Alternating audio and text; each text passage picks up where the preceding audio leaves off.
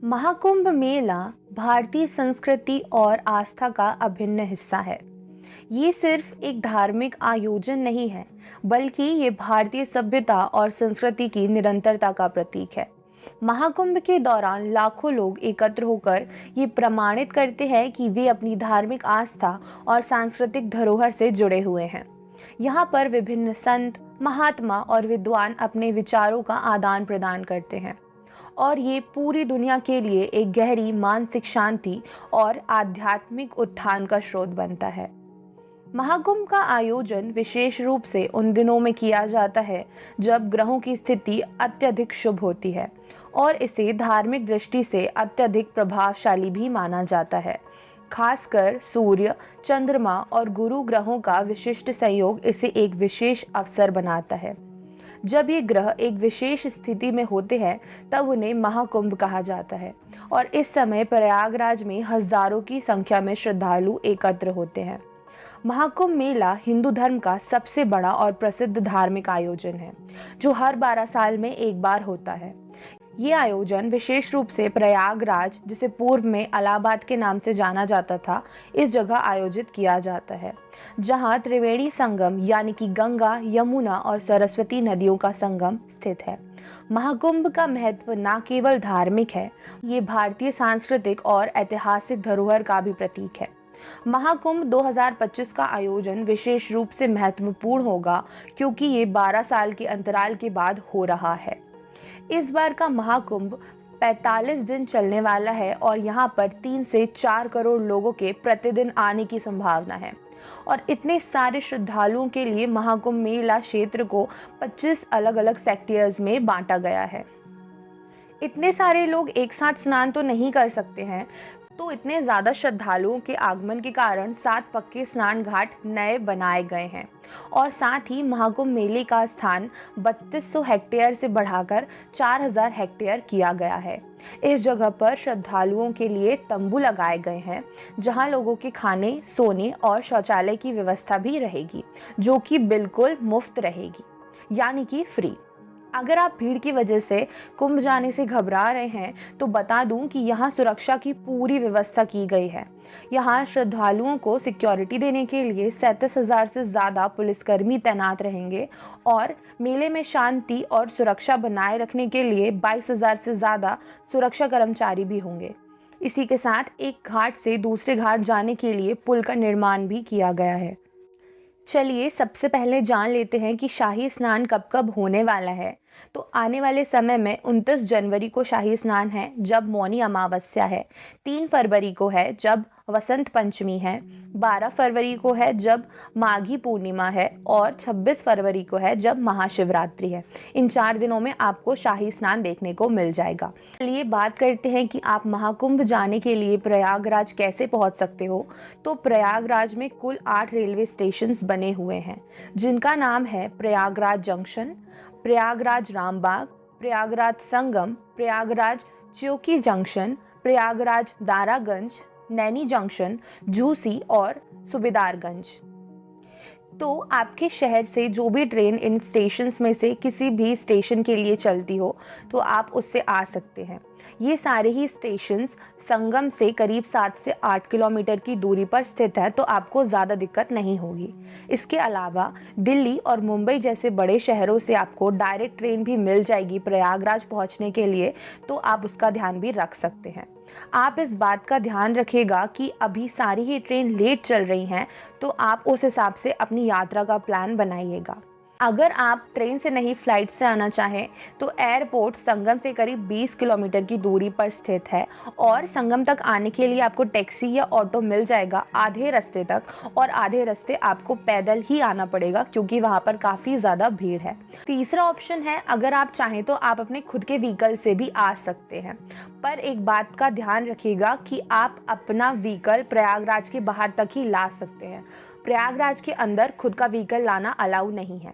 प्रयागराज के अंदर घूमने के लिए आपको गवर्नमेंट की बस मिल जाएगी और ऑटो रिक्शा भी मिल जाएगा, तो आप उससे अंदर घूम सकते हैं। चलिए रहने की व्यवस्था के बारे में बात करें तो यहाँ आपको संगम के पास ही काफ़ी सारी होटल मिल जाती हैं जिनका किराया 1500 के करीब रहता है। पर अगर आपका बजट इतना नहीं है तो प्रयागराज में काफ़ी सारी अच्छी और सस्ती धर्मशालाएं भी आपको मिल जाएंगी जो संगम के पास ही स्थित हैं, तो आपको ज़्यादा दिक्कत नहीं होगी।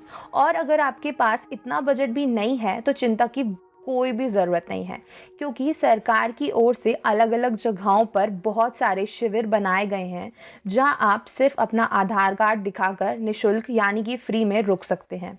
और अगर आप संगम पर ही टेंट में रुकना चाहते हैं तो आपको वहाँ जो पंडितों ने टेंट लगाए हैं उनसे बात करनी पड़ेगी, और वो जितना किराया मांगे अगर आपके बजट में हो तो आप वहाँ पर भी अपने रहने की व्यवस्था कर सकते हैं। खाने पीने की बात करें तो महाकुंभ के समय प्रयागराज में अनेक जगहों पर निशुल्क भोजन की व्यवस्था की गई है, तो आप यहाँ जाकर खाना खा सकते हैं। इसके अलावा यहाँ पर बहुत सी होटल भी आपको मिल जाएंगी, तो आप वहाँ पर भी खाना खा सकते हैं। वैसे बहुत सारे भंडारे भी किए जाते हैं, तो अगर आप चाहें तो वहाँ पर भी जा सकते हैं। चलिए अब बात करते हैं स्नान के बारे में। तो प्रयागराज में 3 नदियों का मेल होता है, गंगा, यमुना और सरस्वती नदी। वैसे तो सरस्वती नदी दिखाई नहीं देती है, ये एक अदृश्य नदी है, लेकिन माना जाता है कि सरस्वती नदी यहाँ आकर मिल जाती है। तो यहाँ एक पॉइंट है जिसका नाम है त्रिवेणी संगम, जहाँ तीनों नदियाँ मिलती हैं, तो आपको यहीं पर पहुँचना पड़ेगा। वैसे तो आप यहाँ बोट या ऑटो रिक्शा से भी पहुँच सकते हैं, पर कुंभ में बहुत ज़्यादा भीड़ होती है, तो कुंभ के समय आपको पैदल ही जाना पड़ेगा। रास्ता करीब 15 किलोमीटर के आसपास रहता है, तो आना जाना आपका 30 किलोमीटर हो जाएगा। तो आप ज़्यादा पैदल चलने की आदत बना के ही चलिएगा। महाकुंभ मेला भारतीय संस्कृति और धर्म का एक अत्यधिक महत्वपूर्ण और प्राचीन आयोजन है। इसके पीछे कई धार्मिक कथाएं और पौराणिक किस्से हैं जो इसे धार्मिक रूप से बहुत ज़्यादा विशेष बनाते हैं। कुंभ मेला और महाकुंभ मेला की कहानी मुख्य रूप से हिंदू धर्म के ग्रंथों, विशेषकर विष्णु पुराण और महाभारत से जुड़ी हुई है। महाकुंभ का आयोजन समुद्र मंथन से जुड़ी एक बहुत पुरानी कथा से प्रेरित है, जिसे अमृत मंथन कहा जाता है। ये कथा भारतीय पुराणों में बहुत ज़्यादा प्रसिद्ध है। चलिए इन कथाओं के बारे में थोड़ा सा जान लेते हैं। प्राचीन काल में देवताओं और असुरों के बीच युद्ध चलता रहता था। एक दिन देवताओं और असुरों ने मिलकर समुद्र मंथन करने का निश्चय किया ताकि वे अमृत प्राप्त कर सकें। मंथन से उत्पन्न होने वाली वस्तुएं विभिन्न थीं, जिनमें रत्न, ऐश्वर्य, आभूषण और दिव्य वस्त्र थे। लेकिन सबसे महत्वपूर्ण जो समुद्र मंथन से प्राप्त हुई वो थी अमृत। अमृत प्राप्ति के बाद देवता और असुरों के बीच में लड़ाई शुरू हो गई, क्योंकि दोनों चाहते थे कि वे अमृत का सेवन करें और अमर हो जाएं। इस संघर्ष के दौरान अमृत कलश से कुछ अमृत की बूंदें पृथ्वी पर गिर पड़ी। इन बूंदों के गिरने से पृथ्वी पर 4 स्थानों का चयन हुआ जहां अमृत की बूंदें गिरी थीं। माना जाता है कि ये 4 स्थान बहुत ही ज्यादा पवित्र हैं। ये 4 स्थान है प्रयाग, जहां गंगा, यमुना और सरस्वती नदियां मिलती हैं और इसे त्रिवेणी संगम भी कहते हैं। दूसरा स्थान है हरिद्वार, जहां गंगा नदी बहती है। तीसरा स्थान है उज्जैन, जहां शिप्रा नदी बहती है। और चौथा स्थान है नासिक, जहां गोदावरी नदी बहती है। इन्हीं 4 स्थानों पर अमृत की बूंदें गिरी थी और इन्हें कुंभ के नाम से जाना जाने लगा। इस घटना के बाद से इन स्थानों पर हर 12 वर्ष में एक बार कुंभ मेला आयोजित किया जाता है। इन स्थानों पर अमृत गिरने की घटना को याद करते हुए श्रद्धालु इन जगहों पर आकर स्नान करते हैं ताकि उनके पाप समाप्त हो जाएं और वे पुण्य प्राप्त कर सकें। कहते हैं कि महाकुंभ में नहाने वाले लोगों के सारे पाप धुल जाते हैं और वो विष्णु लोक को जाते हैं। महाकुंभ हमें ये सिखाता है कि धर्म और आस्था केवल व्यक्तिगत नहीं होती, बल्कि समाज और पूरे संसार के लिए एक सशक्त संदेश होता है। ये हमें हमारे अस्तित्व, जीवन के उद्देश्य और आत्मा की शुद्धता के बारे में सोचने का एक महत्वपूर्ण अवसर प्रदान करता है। महाकुंभ का आयोजन न केवल हमारे धार्मिक जीवन को पुनः जागृत करता है, बल्कि ये हमें हमारी सांस्कृतिक धरोहर और मानवता के महत्व को समझाने के लिए ये एक अद्भुत अवसर है और हम सबके लिए एक प्रेरणा है कि हम अपनी आस्थाओं को दृढ़ करें, जीवन के उद्देश्य को समझें और अपने आसपास के लोगों के साथ प्रेम, भाईचारे और सम्मान के साथ व्यवहार करें।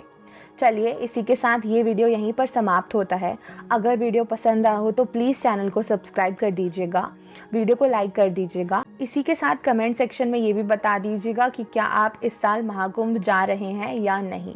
ये वीडियो अपने फैमिली, फ्रेंड्स और जितने भी आपके करीबी लोग हैं उनके साथ शेयर करिएगा और चैनल पर ज़रूर आइएगा। वीडियो देखने के लिए बहुत बहुत धन्यवाद।